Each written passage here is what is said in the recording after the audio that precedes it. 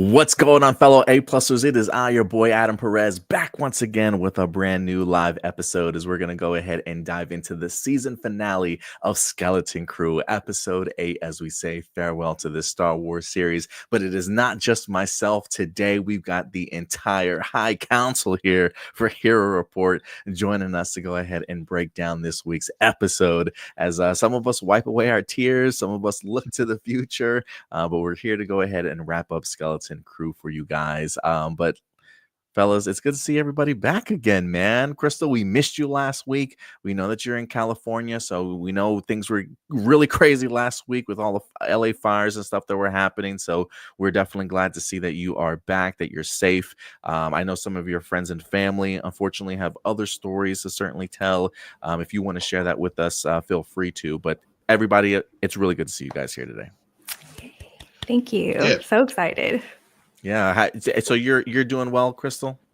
I am. I wasn't here last week because of the fires. They're in my area. So I was kind of like, wait, should I get on a podcast? What if I have to leave halfway through? So we were like, maybe we should just keep an eye on things. But everyone here is good. So excited to talk about the last episode of the Skeleton Crew with y'all. I was so disappointed to miss last week because it was such a good episode. Yeah, it was a really good episode. Yeah, we had a lot of high things to certainly say about it.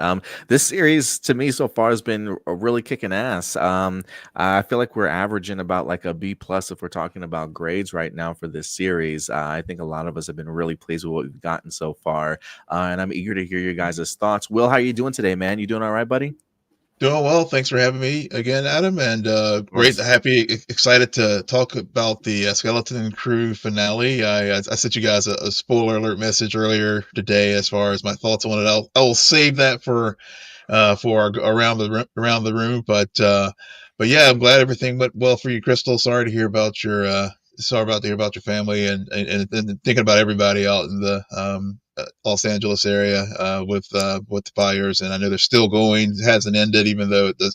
So hopefully they can get those remaining fires under control and before those winds kick up again, because I know it's very scary times. Yeah. Yeah, absolutely. I haven't been spoiled by your review or thoughts on it yet, Will. I've been having choppy internet connection earlier today, so I am really eager to kind of get into your thoughts on this. Stuart, it's good to see you back, man. Thank you so much. We get to round off Skeleton Crew so far. How you doing this week, bud? I'm doing really good. I'm just really relieved I was able to make it for the last episode. I didn't get to make it to as many reviews this year or for this season of Skeleton Crew as I would have liked, but at least I'm here where it really matters, the finale. That's right. That's right. We get to wrap it up one last time, ladies and gentlemen. And then, of course, we got Andor. I know Crystal's already in her Andor era. Certainly looking forward to it in a couple of weeks here, or a couple of months, I should say. So hopefully we'll see how everybody's schedule is going. But we'll definitely be bringing you guys some Andor reviews. And look, guys, remember, at the end of the day, these are simply just our A+ opinions. We always want to go ahead and know your thoughts in the live chat or in the comment section after this video wraps. Feel free to go ahead and leave your thoughts. Definitely love to converse with you guys, bounce ideas off of what you guys certainly thought about this week's episode. So certainly let your thoughts be known in the live chat. But let's get this started, y'all. Ladies first, Crystal, let's start going around the room with overall thoughts. What did you think about the season finale? All right, so I really liked this episode. I thought it had everything that I had wanted out of a season finale. Well, almost everything, and I'll get to that. But I think that this episode looked really beautiful too. There are a lot of shots that really stuck out to me that I was like, wow, that is so beautiful. I like that all 4 kids got to play a part in saving their home planet. Like, they all had important jobs. And I liked that there was like a lot of callbacks or tie-ins from previous episodes, like the big gun on the top of the school that we see Hannah show Neil. I also like that we see Kim. We get the supervisor's identity reveal. Like, it really had everything. I guess the one thing for me is I felt like the ending was a little unsatisfying. Like, I wish that we had more to go off of, but overall I was really, really into this episode.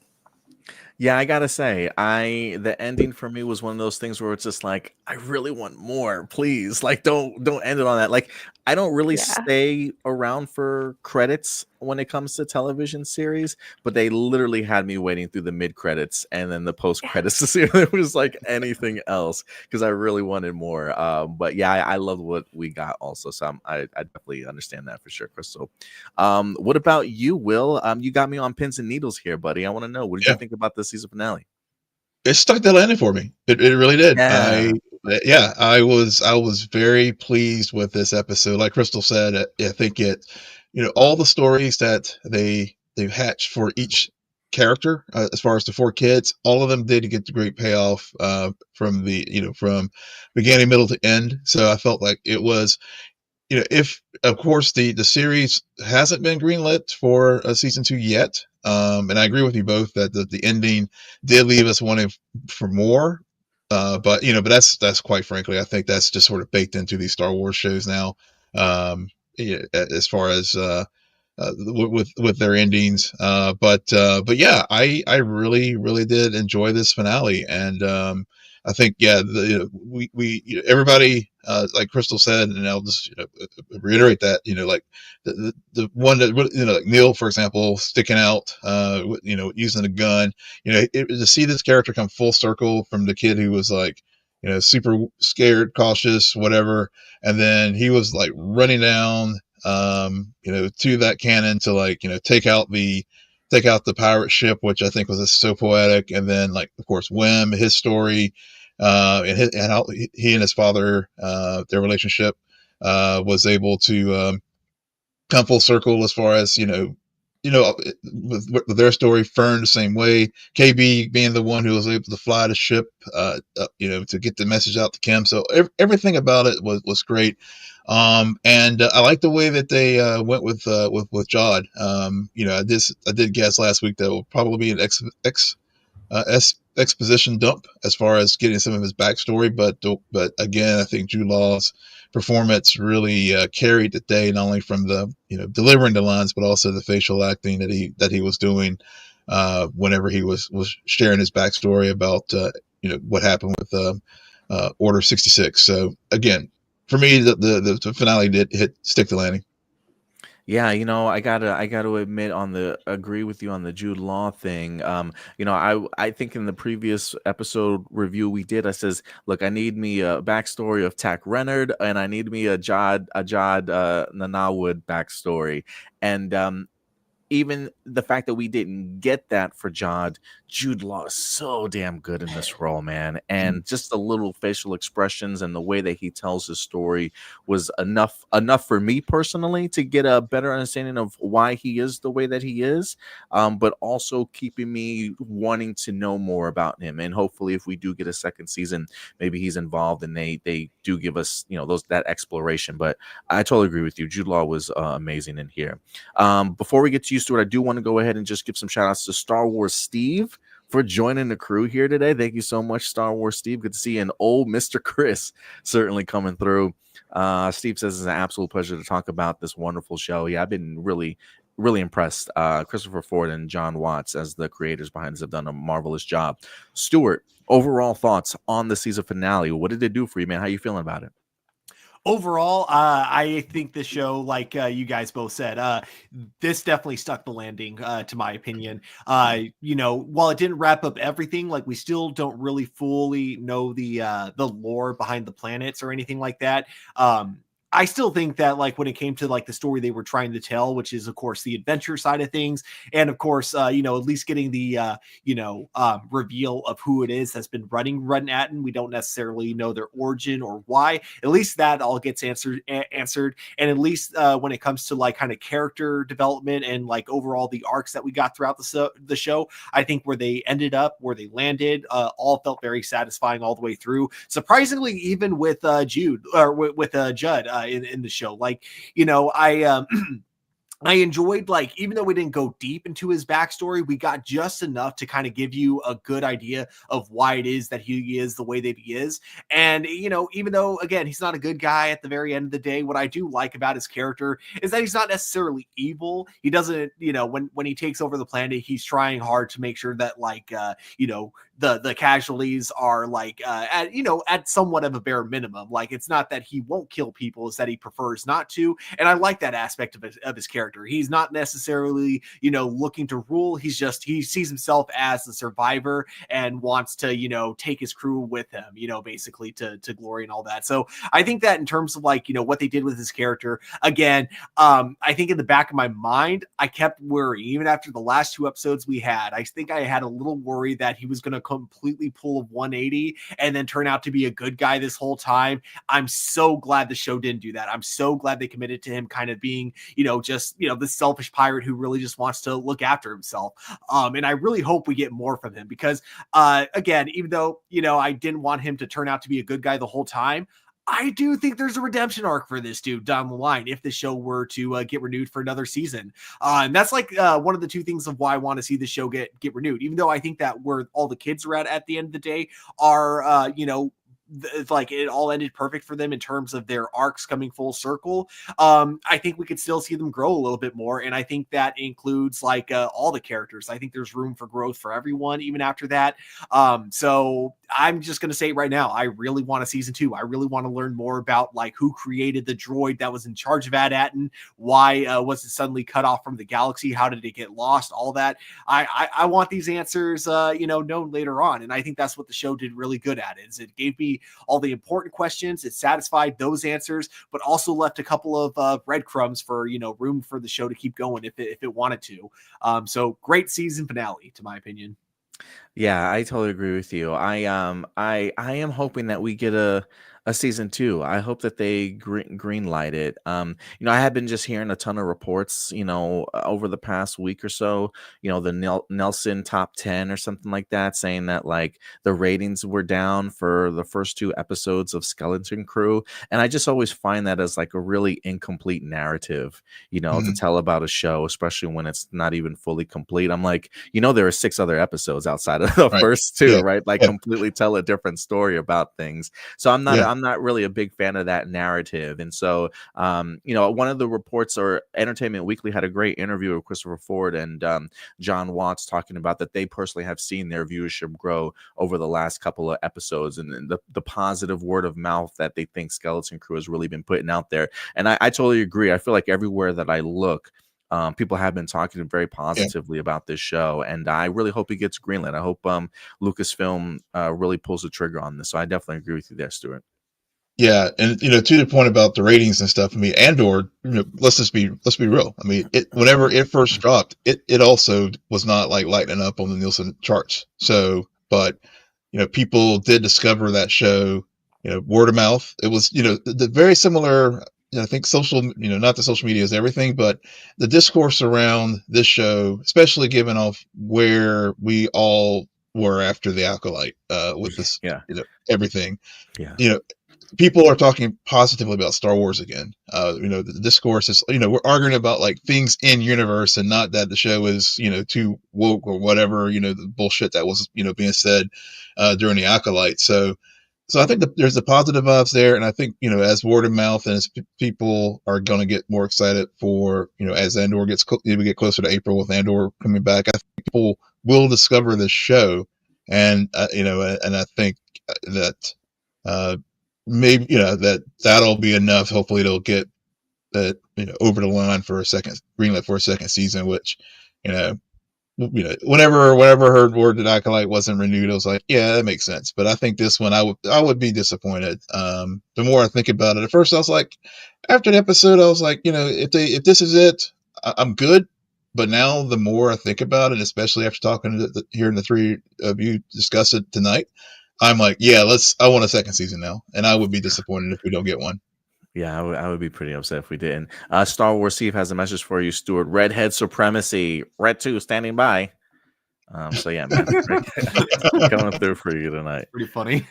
But yeah, man, look, I gotta echo everybody's sentiments here. I really do think that this show stuck the landing for sure. I was really pleased with everything that we wind up getting. I mean, emotional highs and lows in here. You know, you said something to kick us off, Crystal, in the sense of the imagery. I even put in my notes great imagery and just moments that are sort of ingrained in my head, whether that be, you know, the ship coming into the atmosphere for their first time, and like the townspeople looking up. It had like a very like Close Encounters of the Third Kind type of vibes to it a little bit, or like some sort of like alien encounter, you know, considering the fact that they had never really seen ships come into their atmosphere before. Whether it be the beautiful shot of Jod walking towards the window as the ship is like careening and like burning down in front of them, sort of thing. I mean, there's so many great shots. The Wim and Fern standing their ground, where, you know, a lot of us were saying we hope that Wim sort of you know, gets his win, or I can't, the words slipping my mind right now, but the fact that he actually comes out on top, and the fact that he actually wielded the lightsaber correctly this time, right? I mean, just really great moments and imagery that is always going to certainly stand with me. But I really appreciated how intense this episode certainly got at times. Kind of seeing the way things unfolded in here, I thought there were just really great layers of conflict, you know, whether that be having to solve one problem. All right, now that you've got that problem, how are you going to solve the next problem?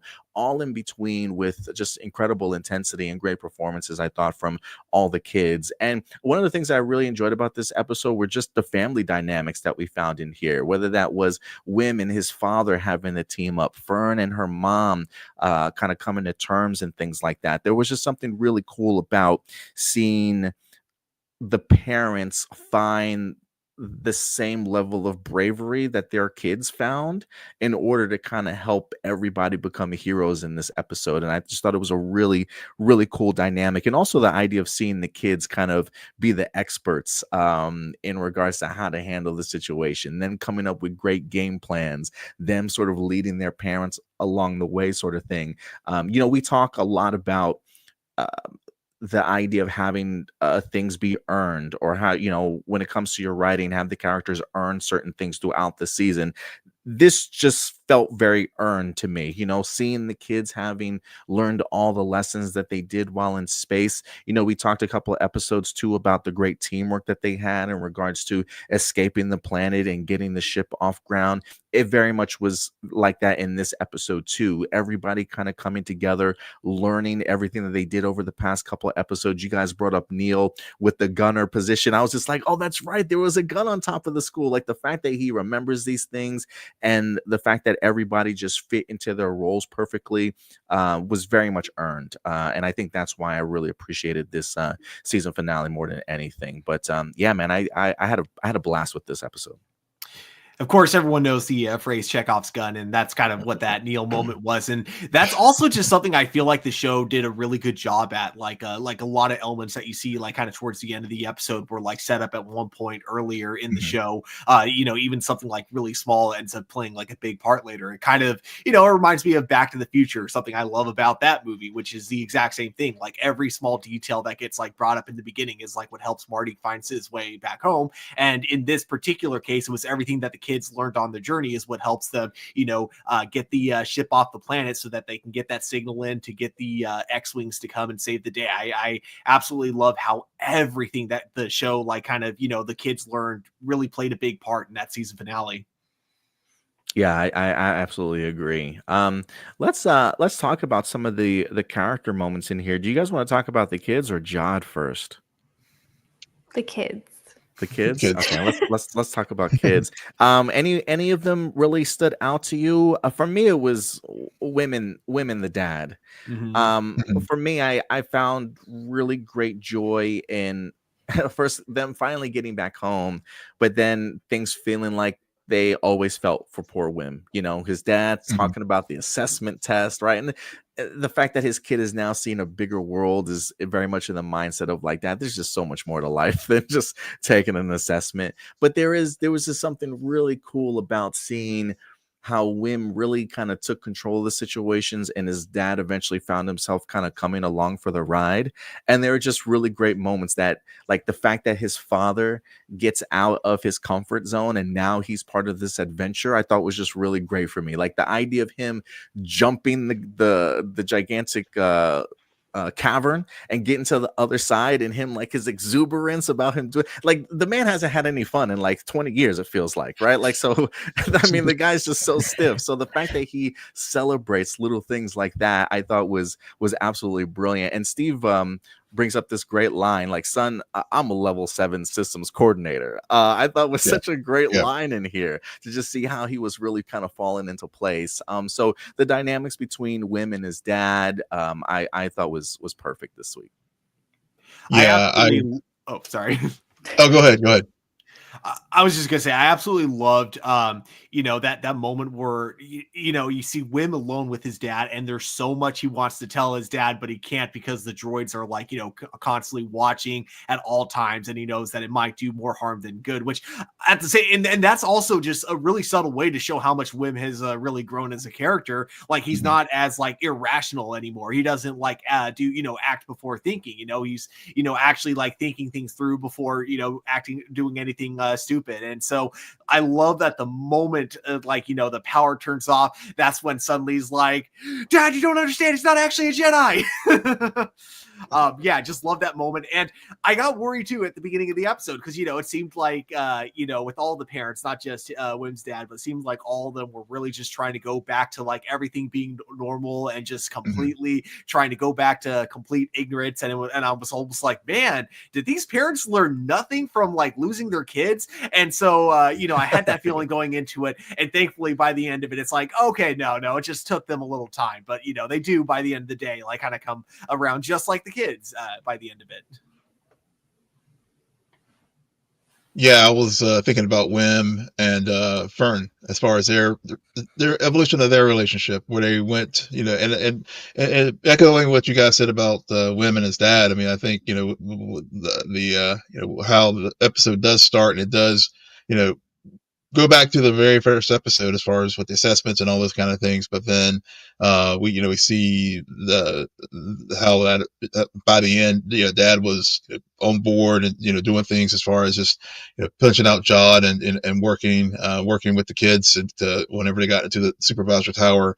But I was thinking about Wim and Fern as far as their relationship and how whenever the moment did come where they were confronting Jod, and how they really are, where they went from the very first episode where they were not friendly at all, whenever they first discovered the Onyx Cinder, and then and here at the end of the episode when they were working together to try to overtake Jod and try to shut off the barrier.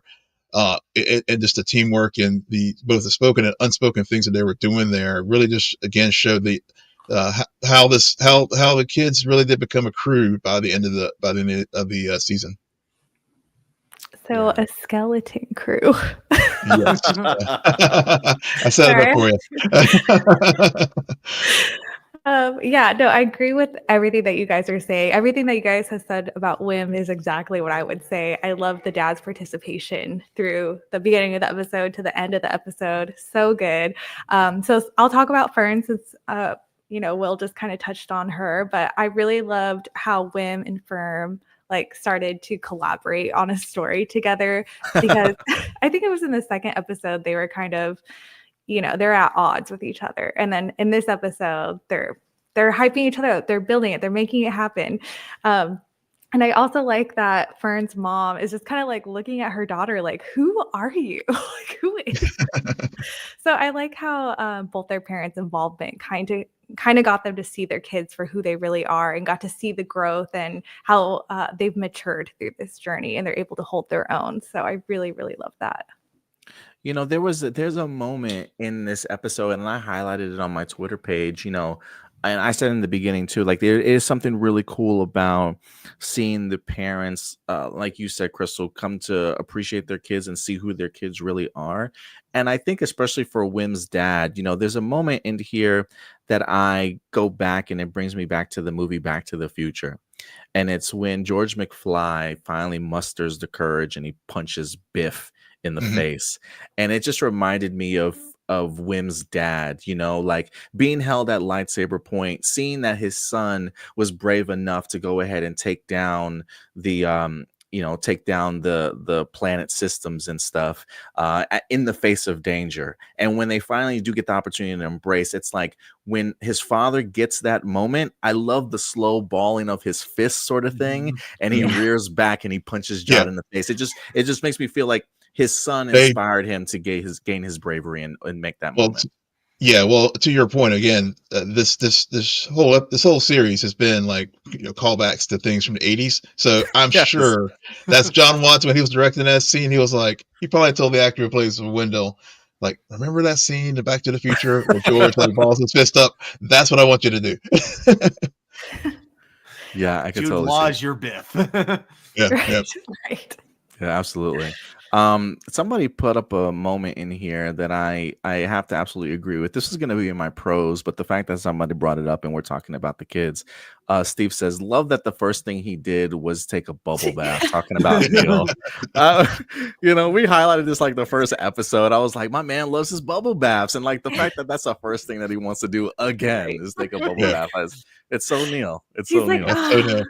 Yeah, that is so Neil. That's so Neil. I think every kid all had moments to shine. I mean, I think Win and Fern were sort of the de facto like leads, if you want to say for the Yeah. show. But to see the evolution of Neil, like as I said at the beginning, and also KB have her moment, being the most KB of KB moments with the ship. And of course, I mean, for a moment, I thought they were going to pull, a sad thing where, but, maybe a never ending story, given that we were like, talking about like '80s like callbacks and, poor KB would be the Atreus horse. But thankfully, they didn't do that.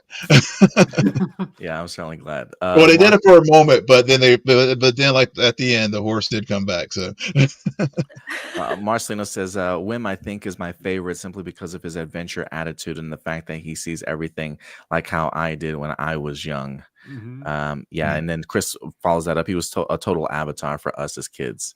Yeah. I totally agree. yeah. He's the exact kind of like kid, like I feel like everyone who watches Star Wars at a young age would see themselves as, in this universe. yeah. Absolutely. Yeah, totally. Shout totally. out to Angie real quick. Appreciate you coming through, Angie. Thank you so much.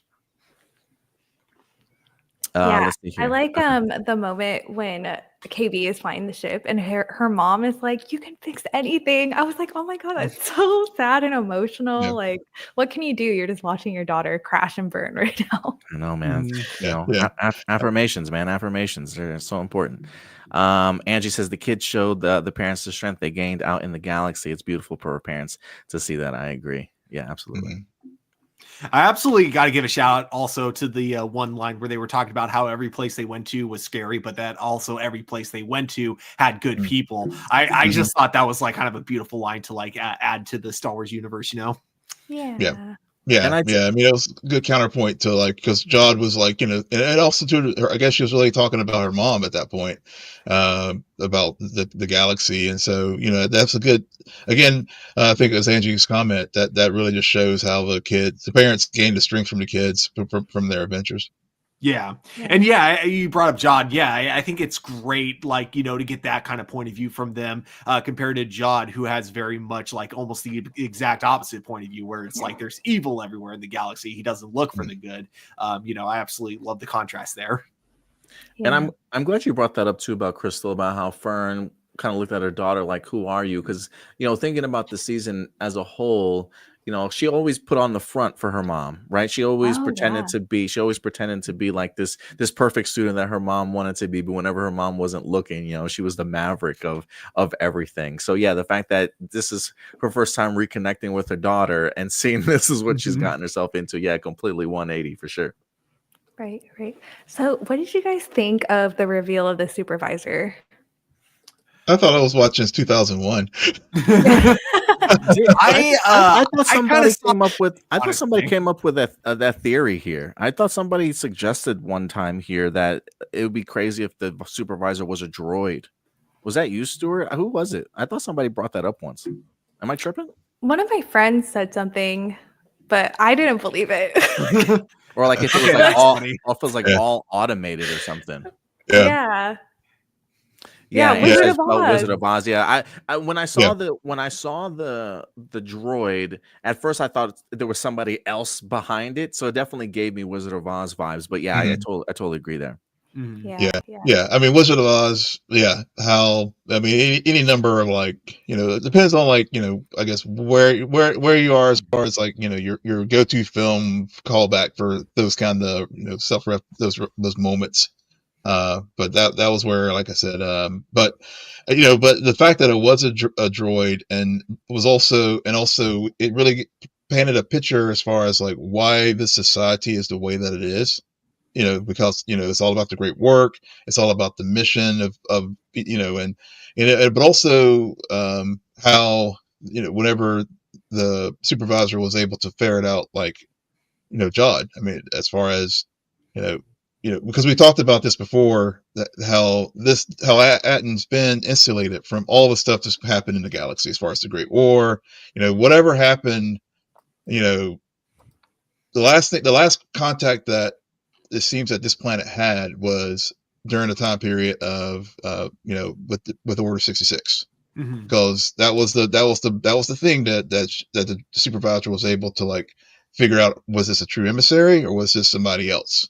And so so I think it just again just sort of foot stomps what we've talked about throughout the series, is this planet really has been sheltered from everything that has transpired over however many years. I think it's 25 or 30 years or whatever that the empire was in existence from that order. So I liked how they use those in reference moments from Star Wars, which I think this show did, just like with Andor. You know, everything had a purpose. They don't just bring up a Easter egg for the sake of bringing up an Easter egg. Be like, oh, cool, look at here, who's showing up. I mean, it had a purpose to the story, and I think this was one of those situations with this in this episode, bringing up 66. Yeah. I also just thought of this because you mentioned no contact with the galaxy since possibly Order 66, and now with the barrier gone and it being opened up now to the galaxy, like yes, the we know that the New Republic knows about it, but I'm wondering if like eventually we might get the Empire finding about it too, and then this could actually be what causes the instant rise of the First Order. Because when you think about it, we're still like, I think we're in the time period of like 13 years away from Episode 7. We're still like a little over 10 years, I believe, from Episode 7. But like we still haven't gotten mentions of the First Order, and from what we know from like other expanded universe, it seems like the First Order's rise was very like instant. So I wonder if this like planet could be like the thing that helps cause the First Order to rise as fast as it does, if they end up going there. And they may end up sticking with, if the show gets renewed, they may stick to keeping this completely like kind of separate from everything else, because for the most part it's very much a pocket adventure that just happens to be in the Star Wars universe. So I can easily see it tying into like the bigger implication of the galaxy, or just continuing to stay that route in the next future. But if they decide to, I could definitely see this planet being what leads to the rise of the First Order. Oh my God, I Okay. hate that. Yeah. That's so sad. Like, But they it would really mean- it did would- doom their planet. It would be an excuse for the kids to have to leave and then go on another adventure, though. So you got That's that. true. Yeah. It's They so could definitely- sad. Yeah, they can definitely finance the First Order, because I mean, because especially given that the remnants of the Empire are all out there, so so that could be, to your point, Stuart, that could be a way that they exploit this planet now that they understand it. But also, like the other point I was going to make too is like with it being a droid being the one who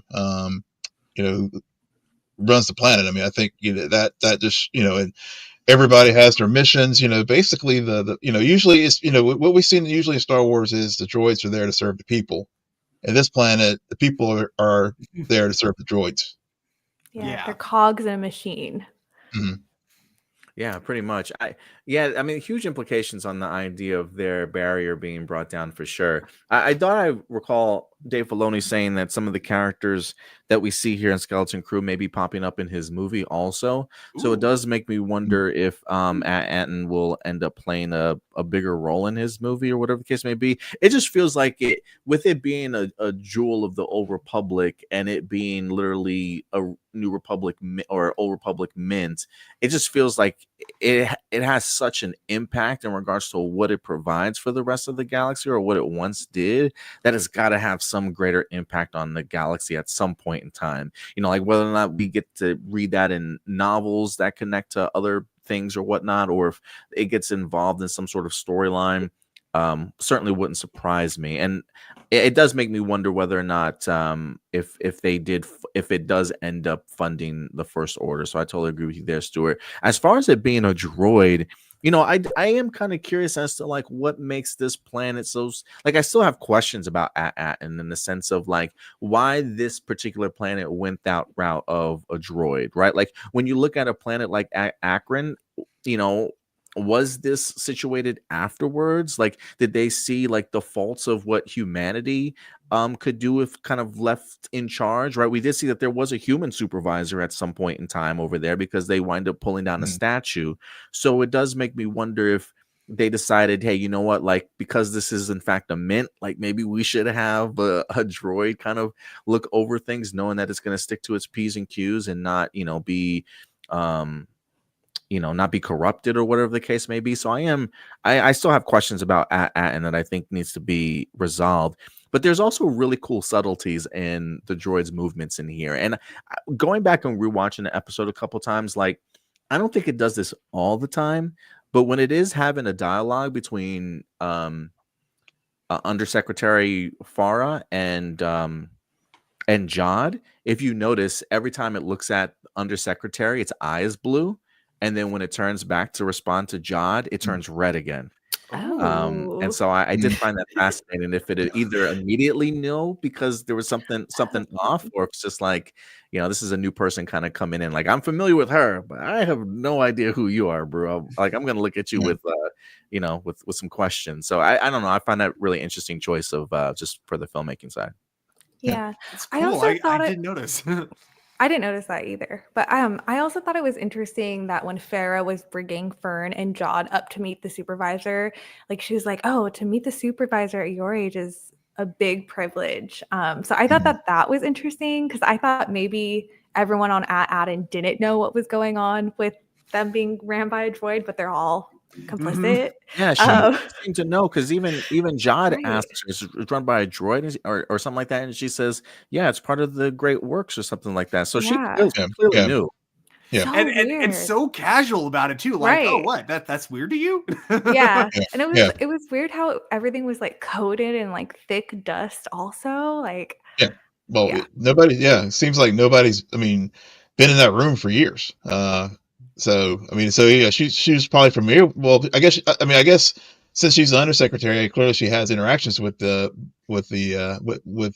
supervisor. But I guess that was probably her first time maybe seeing it, or hasn't seen it in a while. I don't know, but it was still a big But I did notice that whenever they were riding up the elevator, that was like a big honor. That was a So again, it just sort of reinforces like the order of the society as far as and also thinking back to like whenever Neil's dad and Wim's dad Wendell were like trying to come up with their little scheme to get a message out through the barrier a few episodes back, and just again showing the control that the droids really do have over everything on that planet. Yeah, why wasn't Neil's dad more involved, bro? I mean, the guy I see him like in Yeah. 2 shots. The mom is Yeah. doing everything. Like she's She's doing probably- all the work. I was wondering that too. I was wondering if it was because like the costume was like too Right. expensive or what. Yeah. Because That's what I was I gonna remember say. like I I thought remember that, like yeah, the previous episode. Like I didn't even realize until we saw him in the photo that he had a dad. And after Yeah. seeing that, I'm like, oh, he looks kind of cool. And then we get one Yeah. shot Dude, of him in it's this huge, episode. That's it. Yeah, I was like, he's probably very expensive. Yeah, just have on screen. Yeah, Oh, he was Uh, in the clink. Old man Mr. Chris's headcanon Yeah. is that he's been locked up. yeah. I love it. I love it. Shout out also to Scarif for certainly coming through today. Thank you so much, Scarif. Thank you so much, man. I'm a spooky kitty certainly came through today. Thank you so much. Summer in the house. What's up? Saying they set it up. It would be a droid with John's disdain for droids. I thought that was a good callback. I totally forgot about that. But yeah, now that I see that. So yeah, appreciate you guys certainly coming through. Trying to see if there's anybody else. PJ, what's up, PJ? Thank you so much. This could be a spot that Thrawn may exploit. I hate this. Yeah. The plot hate- thickens. I know, like Yeah. everything that you guys are saying is making like too much sense. Like we're girl bossing too close to the sun. We got Scotty in the house. What's up, Scotty? Good to certainly see you in here. Lauren coming through today. Thank you so much, Lauren. Thank you so much. Any other new faces? All right, cool. I think I saw Angie or somebody or Summer. Someone said, oh, never mind. I am Spooky Kitty says, I really like Jod. Let's talk a little bit about Jod here real quick. Great segue. Yeah. Yeah. I really like Jod. He has I really enjoyed his brief backstory here. He does mention the idea that he didn't have really anything in life. He was living like in a hole or whatever the case might be. But he came across a female Jedi, came across him, ended up noticing him, training him a little bit. But unfortunately, Order 66 winds up happening, and he wind up having to watch her die in front of his eyes. I do love his perspective of how dark the universe is, but every now and then you get the pinprick of light is what he said. I just thought that was really beautifully said for him, and it definitely gives you sort of like the opposite perspective of like what his childhood was and why he maybe even views the kids the way that he kind of does also, but gives a little bit of understanding as to why he grew up the way that he certainly did, going on to become a pirate. But I really enjoyed Jod in here. What did you guys think? Wait, do we believe Jod? I believe did him. at this point. I believe him? that story. Yeah, I did. Yeah. That's Yeah. like Because real there was Jod. no I real think that reason was for him to lie at that point anymore in the story. You didn't believe him? I did, but it's just in my head. I'm like, huh? He kind of lies about everything. Mhm. But maybe like it's what you're saying, Stu. Like maybe this is the one time where he's like, he's gonna have everything he wants, or he's gonna lose it all. So he's just bearing his soul. Yeah. But and also too, I think too, just his backstory helps to understand why he has that. When he was like just had that vitriol towards the kids about their spoiled. You guys have life so good and stuff. So I believed him because that whenever he did those turns and just was just so cruel to those kids as far as with the turn.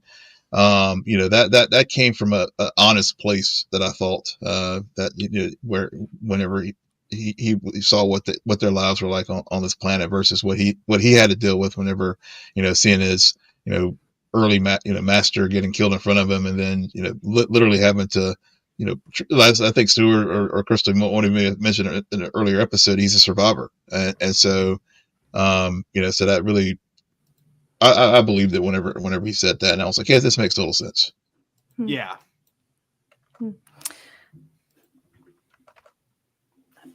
I was about to say something and I lost it. No problem. Oh, Yeah, I was gonna say, no, you kind of mentioned this earlier, Stu. Like, I also like that this isn't a redemption story for Jod. At first, in the first few episodes, I was like rooting for that, but after last week's episode, I was like, "There's no redemption," and I'm glad that we didn't try to redeem him so quickly.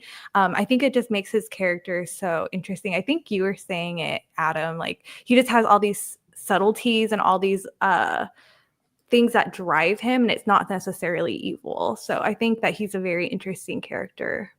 I do think there can be one for him down the road. What I was like more worried about was that it wasn't necessarily going to be redemption. I was worried there was just going to be a complete 180 like writing thing at the very end where, oh, I was good the whole time. And they were going to have a convoluted explanation of why he was pretending to be like evil and all that. But like, I'm glad they didn't do that. They just, stuck to him, being basically kind of the selfish pirate that we kind of like figured he might be, even from the first time we see him. They stuck with that. And, but they also did give us a little more into like showing that there's a lot of depth to him. So he may be like an antagonist. He may be the bad guy of this, but he's not necessarily like you guys are all saying, like, he's not necessarily evil. So I do personally think we could definitely see like redemption from him, if the show gets renewed, if we get like a season 2 at the very end of season 2, I could see it happening. If not, if they wanted to wait till season 3 or 4, depending on how long the show goes for, I'm all for it. But yeah, it depends because Disney doesn't like to do long-term television anymore. Yeah. I like the ambiguity of the character. I mean, he, I'm hoping that honestly that they don't go the route of a redemption arc. I mean, I think he does have a certain code that he definitely falls under because, he even whenever the other pirates are coming down to the planet, he was like, look, this is supposed to be an easy job. Let's just, he doesn't want to kill. I mean, and even when he, whenever he was threatening the kids with the lightsaber and even the parents and stuff, I mean, I think he does have a basic code that, I'm, at the end of the day, I'm just a selfish pirate that just wants to get the booty and just get out of here. I don't want to, have blood on my hands. So I think he does have a sort of a compass that does drive his decisions, to keep him from crossing that line.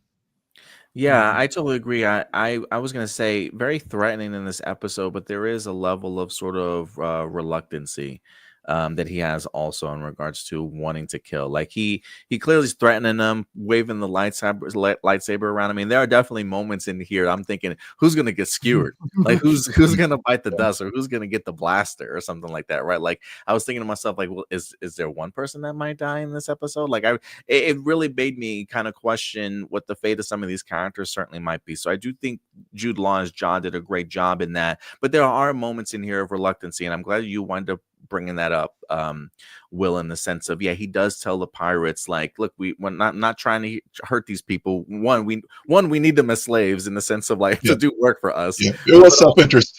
Yeah, definitely self-interest. But there are definitely moments, I think, when he looks at the kids or when he has second thoughts about maybe blasting Fern or something like that, that I do think that sometimes like he could have off these kids at any point in time. Like there are levels of frustration that he shows in the sense of like using the force to push Wim's father back and, pulling the lightsaber out and stuff. So I do think that there are moments when he certainly shows his level of frustration, but clearly he doesn't want to cross a particular line if he absolutely doesn't have to.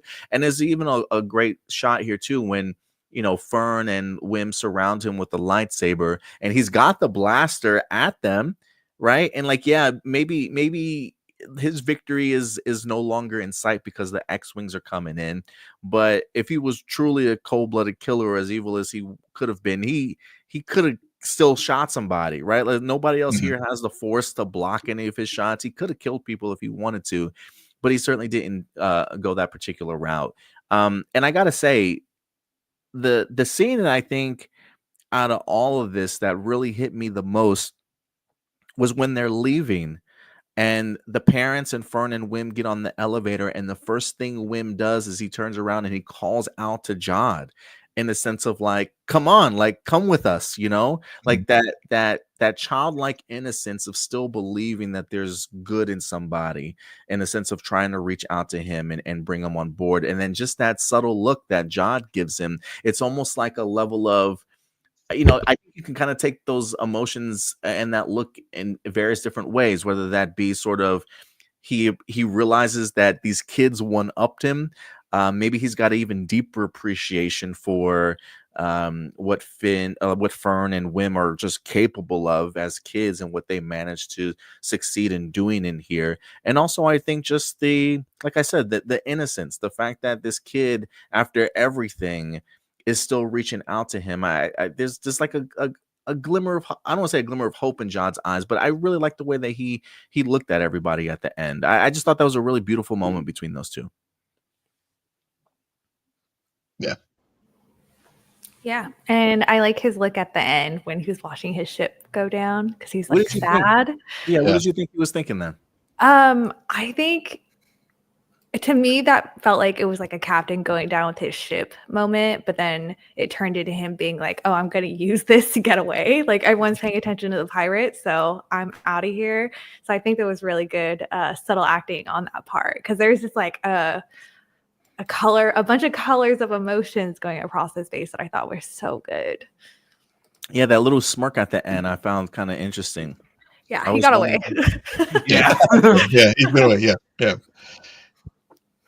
Uh, But I think speaking of the ending, as far as with the show and John, and and also just Wim. I mean, I think seeing the X-wings coming through. I think to your point, your question, Crystal, about what was he feeling. I think also just defeat. Like he's just like I came so close to accomplishing this, and then it's just that resignation. Like this is just not going to be my day. Yeah. That's his life though, ain't it? I mean, Yeah. episode 1, my man thought he plundered a ship with a bunch of gold, and he opens up the vault, and there's like 1 credit there, right? Yeah. Like so close. Yeah. Like That's so a great bookend. That's a Mhm. great, yeah. I mean, everything is this show was just. I'm glad you brought that up. I mean, it really another bookend that they just like we got payoff with how this series went forward. So Yeah, it's funny. I wonder if that's like also like kind of what he was thinking at the end too. Is just like the idea of, well, I'm back where I started. Yeah, Yeah. he definitely has a sense of humor for himself for sure. Right. We should have heard like Jack Sparrow's like upbeat theme playing.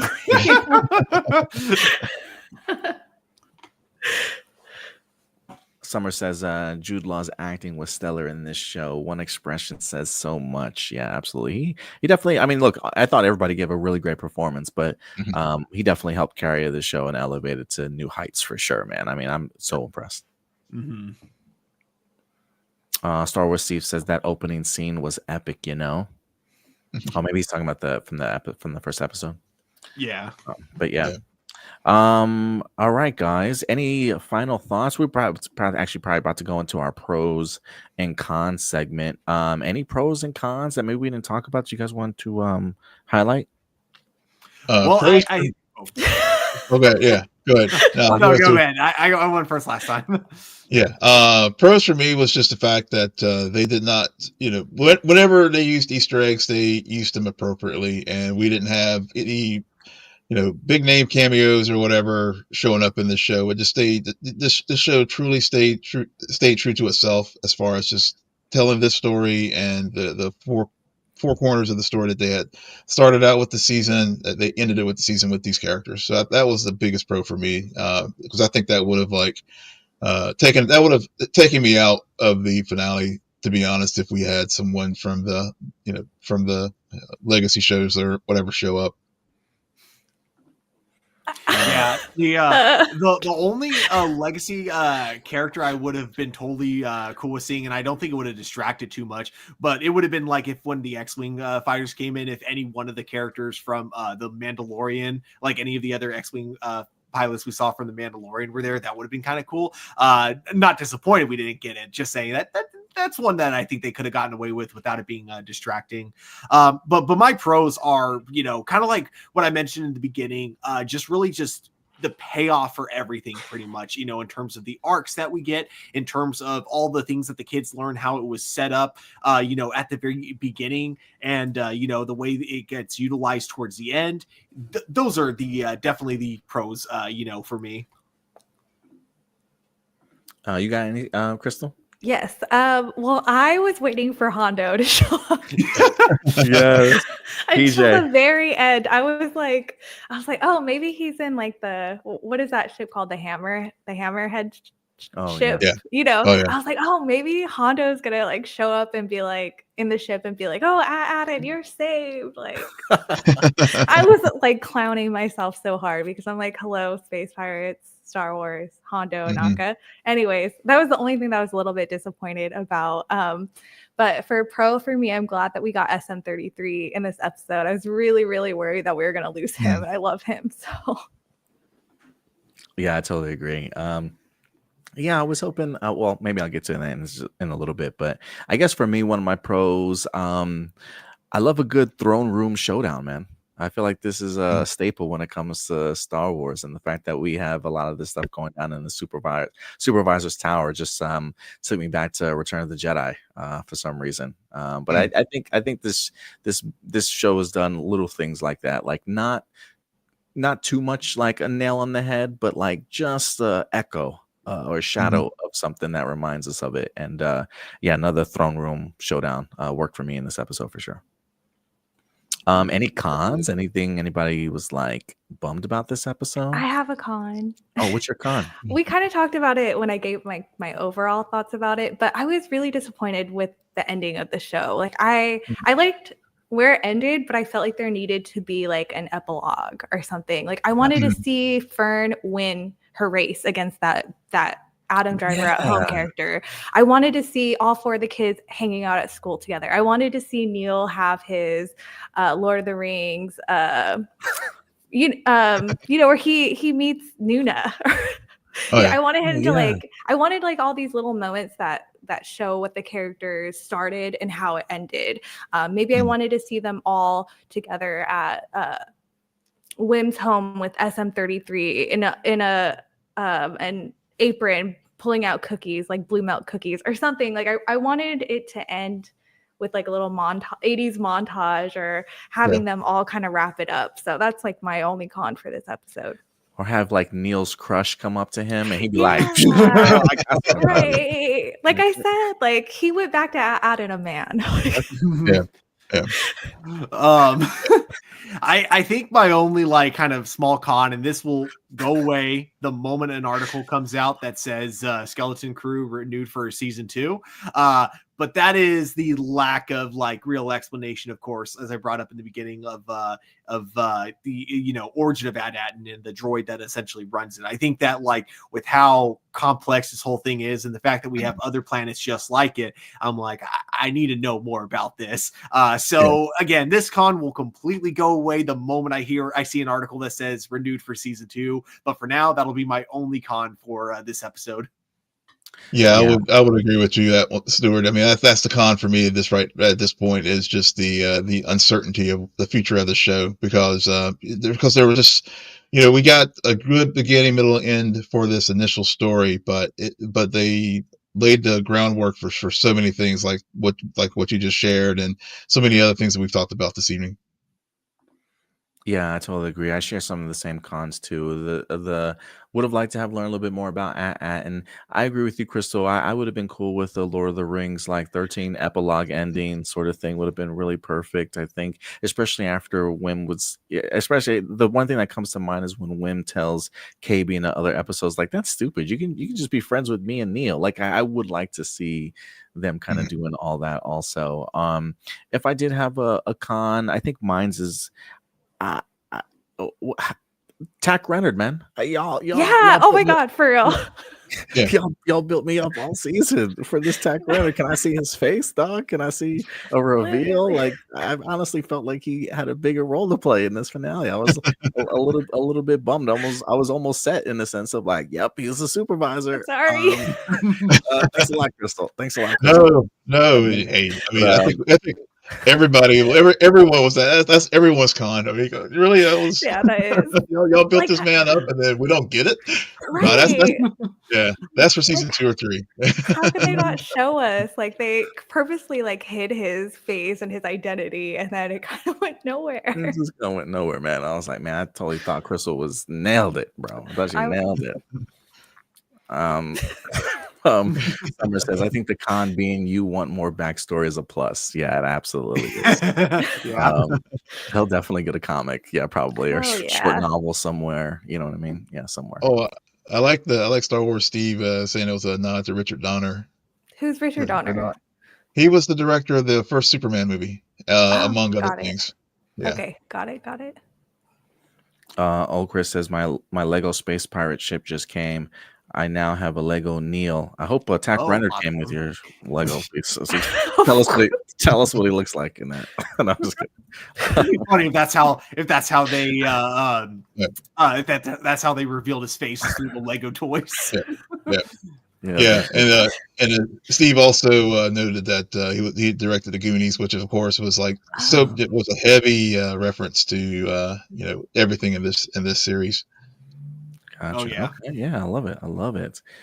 Yeah, pros and cons this week. But at the end of the day, guys, we gotta grade this episode. The finale is here, ladies and gentlemen. What we'll do is we'll go ahead and we'll grade the finale as an episode.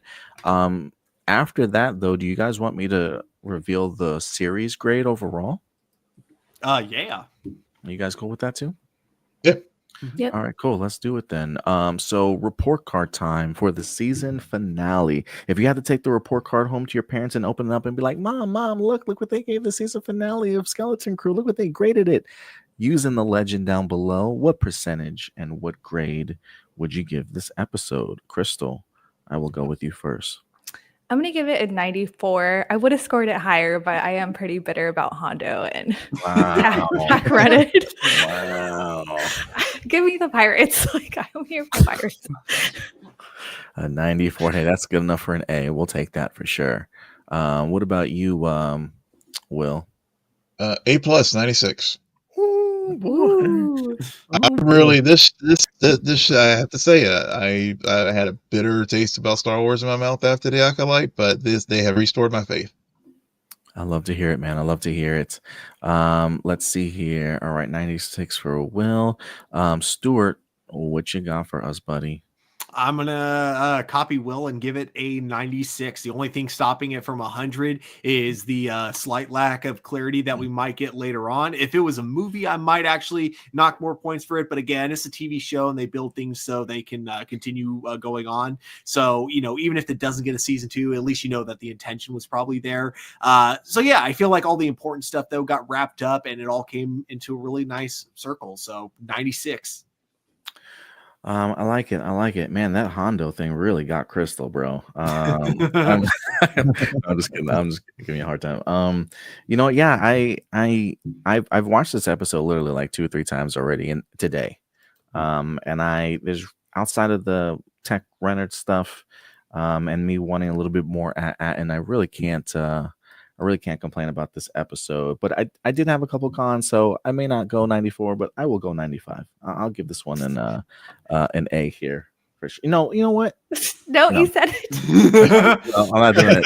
Because last time I shorted this show 1 point last time, and I regretted it. So I'm not gonna do that again. I'm gonna go with the 96 that I originally had in mind. So I'm gonna go with the 96. Divide that by 4 and 95.5. I will bump that up to a 96 if we're gonna be fair and always round up here. So that will give us a 96. That will give us an A plus for the season finale, y'all. That's fitting. That's very fitting. Yeah, I see one of the comments in the chat that old Mr. Chris was saying it felt a little inconsequential, but for me, I think for why I graded it at this episode, and also I think the series overall is an A, if we want to do series grading, is because for me it did show you how you can do a Star Wars story untethered from the Skywalker saga. Mm-hmm. Mm-hmm. I totally agree. And I do hope that like later on we can get other shows like this where it's just a fun story in this universe, but it doesn't necessarily have to have a big impact on the universe as a whole. Yeah, totally agree. So that will be an A plus for the season finale.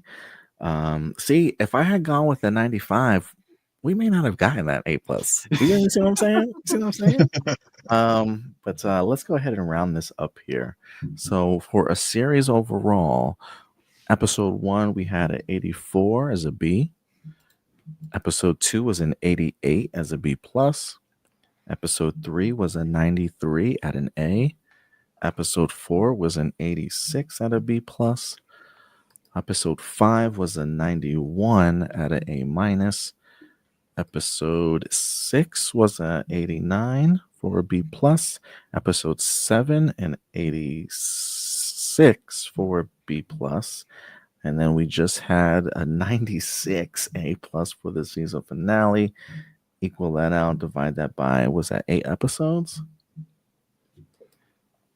89.1 and Oh. 89.1. So just under an A plus. So where are we at? So just under an A, excuse me. That's a high B plus, right? Is that a B plus? Yep. Mhm. Yeah, so a Mhm. high Wow. B plus Yeah. overall for the series I itself. think that's fair. I mean, I know, I'm having a season finale, probably vibes and, prisoner of the moment, but I think, overall, I think a B plus is where I think probably the appropriate grade for the series. Yeah, I would agree. I really like this show. It was so much fun, but I think there were some issues in it that didn't quite bring it to an A for me, but I think that it really paves the way for great Star Wars moving forward. Mhm. What Yeah. do you remember what we grow? Star Wars Steve says pretty good. What did you guys score Acolyte out of interest? It I was think- low. It was low. I think it was maybe was it a B minus, maybe It C might have plus? been. I think it was a B minus, C plus, or something like that. I can't remember off the top of my head. That's really Um, generous of us. Yeah. It might be actually pretty generous of us now that I think Yeah. about it. Yeah.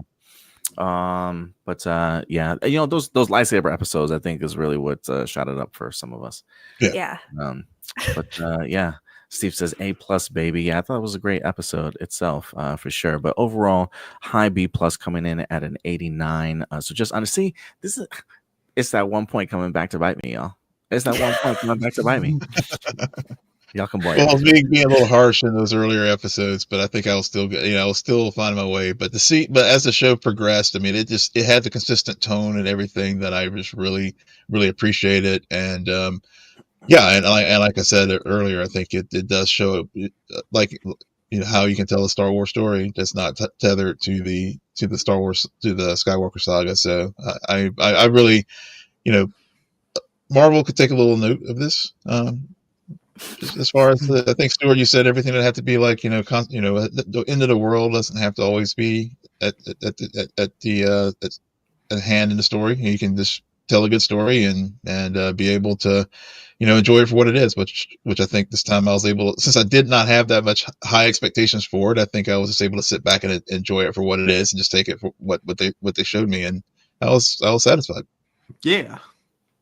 Yeah, I totally agree. I had such a blast with this series, man. I guess if I did have one complaint, it would be just we got to get back to the live action being longer than 30 minutes, y'all. I mean, I am thankful that we did get like maybe 35 minutes out of this episode. But I guess maybe if we're talking pirate serials, like the influence in which we have from Christopher Ford and John Watts when they made this, I can kind of understand that to a certain extent. But I definitely wish that some of these episodes were just a little bit longer, just a little bit longer. I think would really have pushed it over the top for me. It's funny. I feel like I definitely needed that for a couple of episodes in the show, but I think that the pacing was a lot better in this than it was in the last few Star Wars shows, where I think I feel like Mandalorian season 3 and then Acolyte really, and then even Ahsoka really suffered from the short run times. This is one of the few shows where there are only 2 episodes I really felt that way. So I will give the show credit in that department. Yeah, the pacing I thought was really well done, honestly. Star Wars Steve says I missed 24 episode seasons. You and me both. Too. You and me both. I mean, we used to get them back to back yearly, and now we gotta wait like 3-4 years for 8 episodes. Like, come on, y'all, what's happening? I know. For real. But yeah, someone brings up a good point. She says, I think the runtime also was more intended for kids who lose interest easily. True. The runtime was spot on for younger kids, so that's a good point too. That's a good point. But yeah, you know what? I'm gonna be honest. Can I be honest? I feel a little bit disappointed in a B plus. I know a B plus is. I almost really wanted this series to get an A, but I know granted, if I came home with a report card and I got an 89, my parents would be celebrating their ass off. So I'll take it as a W for sure. But yeah, guys, that will do it for our Star Wars Skeleton Crew series review, y'all. Thank you everybody that certainly joined us, even if this was your first time joining us for the season finale. Thank you so much for spending your late evenings here with us. Thank you so much, and hopefully you guys will certainly be back. If you haven't subscribed to the channel, please go ahead and do so.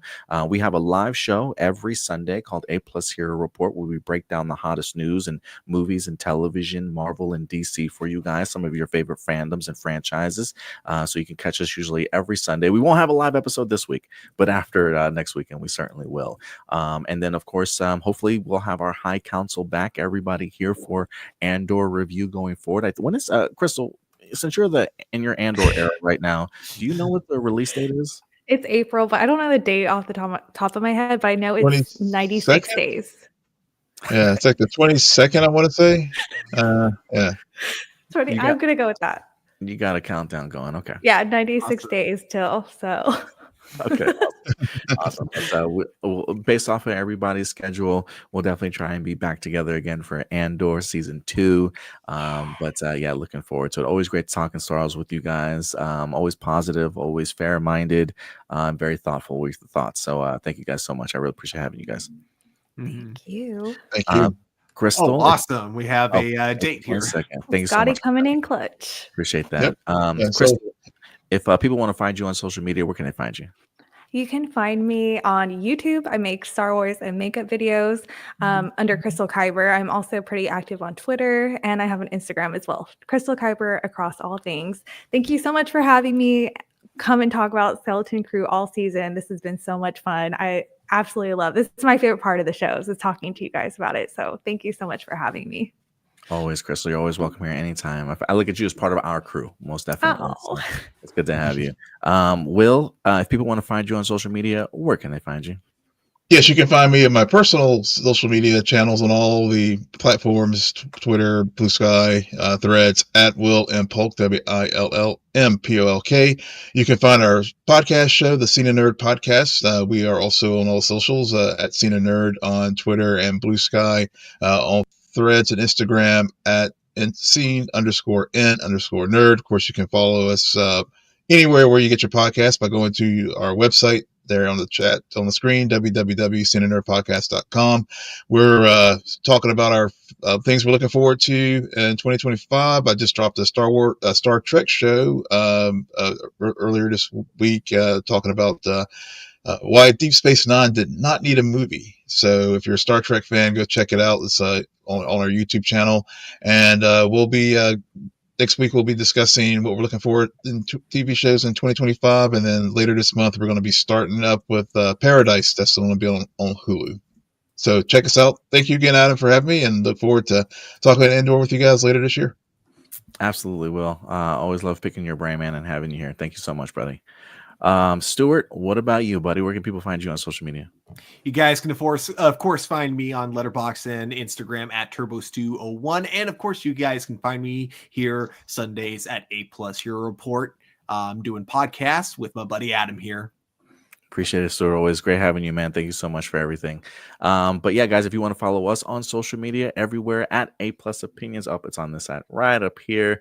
Very active everywhere on social media. You can also find us on TikTok for 2 more days or something like that. I have no idea. At Hero Report. You can also find us on BlueSky at HeroReport.bsky.social. And yeah, if you haven't subscribed to the channel yet, please certainly go ahead and do so. And if you do want to pick out what social media to really follow us on, I would probably say Facebook. That's where we really post all of our news throughout the week: posters, trailers, behind the scenes featurettes, any great articles worth certainly checking out throughout the week. Follow us there. But that will certainly do it for us here, y'all. We'll certainly see you guys here for Andor and any other reviews throughout the week. But until then, do us a big favor, y'all. Take care of yourselves, take care of each other, and keep it A+. May the force be with you. We'll talk to you later. Bye.